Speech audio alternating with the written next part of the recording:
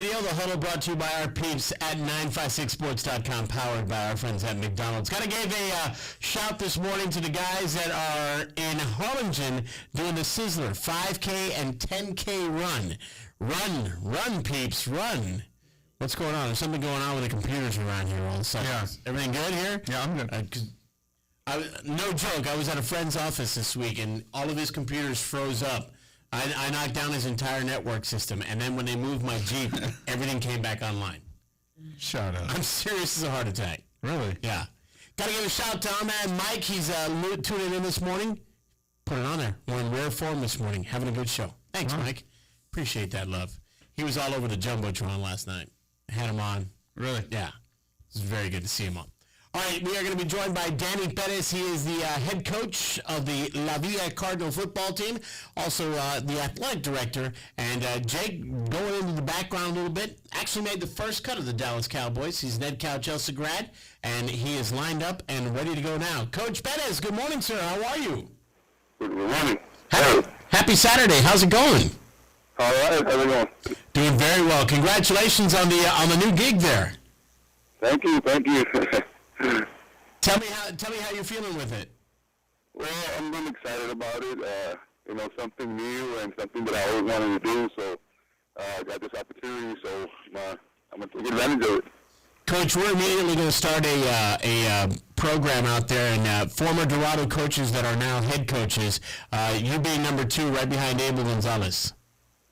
Yeah, I played with Abel there, and great guy, great motivator, and somebody that you really want to work with, play with, awesome guy. Tell me about when you played for the Dorados, and we'll go back even further with your run with the Cowboys. But what's the experience like playing in front of your home crowd? It was just exciting because all these people. I was already coaching, so I kind of knew some people, and them just coming over after the game. It just felt real good. And then, of course, before that, you were. Made it to the first round of the Dallas Cowboys before an injury took you out of the running there. Did you have what it takes, Coach? I really don't know. I went and tried out for the Cowboys back in '93, but I did have knee surgery, and I don't know if that had to do anything with it. But there's so many people, there's so much talent out there. I really don't know. And you were the small town guy from Ed Cal Chelsea, Texas. Yes, sir. Head coach Danny Perez of the La Villa Cardinals joining us here in the Huddle on 840 Fox Sports Radio. Coach, there's been the fluctuation and the transition at La Villa. How have you managed to stay above all that? Well, just it's a small school, and it's just a little bit different than what I'm used to doing. I'm not used to the media and all that stuff, but it's good because it's a small school, small town. Everybody kind of knows each other around there, and they're supportive, and it's awesome. Now, you're coming off the defensive side of the ball when the Cardinals were known for their offensive prowess. Is that going to change much? It's not going to change much. The offensive coordinator, the one that called the play, Joseph, he'll be with us, and we won't change that much. I know a little bit of the offense. I've played offense before, and we're going to be, running the same thing, but of course, you have some plays that you would want to run as a head coach, and we're not going to change much. I might, get better in a little bit in there. But the defense, I'll still run the same defense. So we can still look at you and get the defensive prowess for the Cardinals, but the offense, you're going to lean a little bit more on Coach Joseph. Yeah, Joseph will be running the offense. Of course, I'm gonna be in there too, but he'll be running most of the time. So. You get a little nervous thinking about you may have to call an offensive play every now and then? Well, back when I used to coach at Ed Cal, I was a freshman coach, and I had to call the offense and the defense. So I kind of did a little bit of that, but at the freshman level. But at the varsity's a little bit different. But no, I'm not that nervous. And I have confidence in Joseph, and he does a real good job on the offensive side. For the Cardinal diehard that have followed La Villa through and through, and the point where Coach Garza left, and now that you're coming in, how do you keep them, united? How do you keep them together and saying, hey, look, there's not going to be much difference. This is what it is.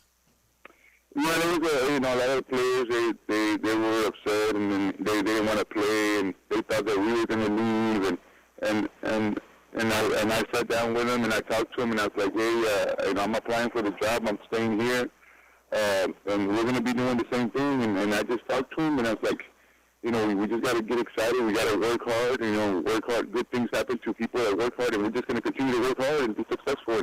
And you know what? The kids are coming out and they're around and they're working hard right now. Are your defensive guys starting to feel like, all right, we got our man in place now. We're going to get a little more love than we've gotten in the past? Kind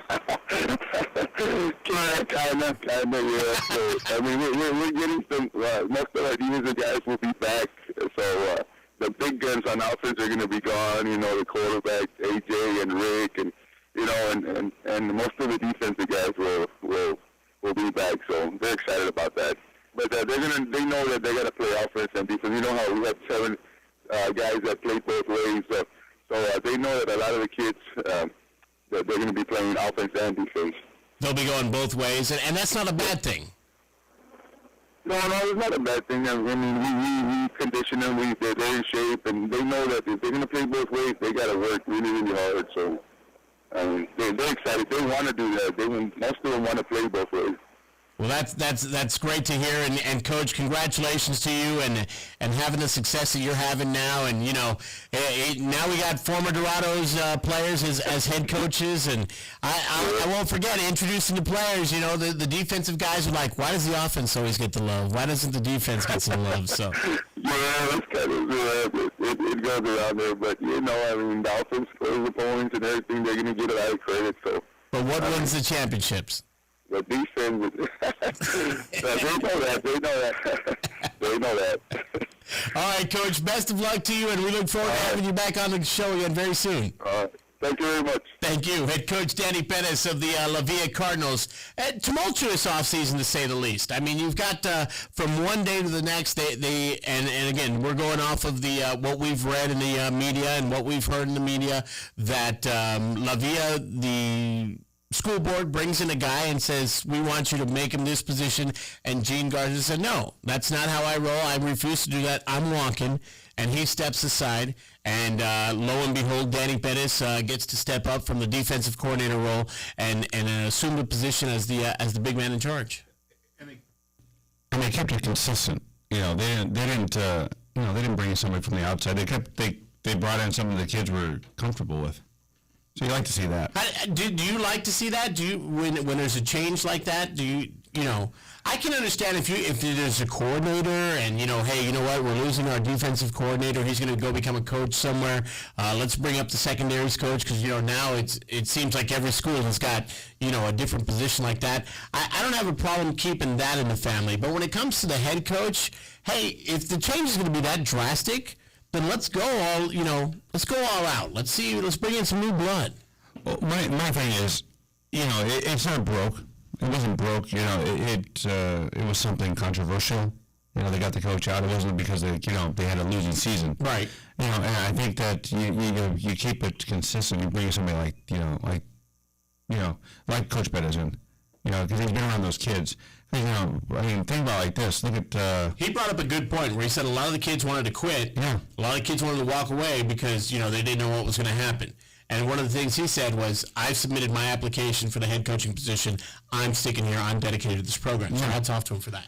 Yeah, and I like that kind of stuff. I like it when the coaches, they know the kids. I think there's going to be, I think there's issues. Personally, I think at Vela High School, that they're going to have issues because, they still have to get those kids to come over, want to come over. Because there's a lot of kids from Edinburgh that are going to have to go over there. And they have to decide.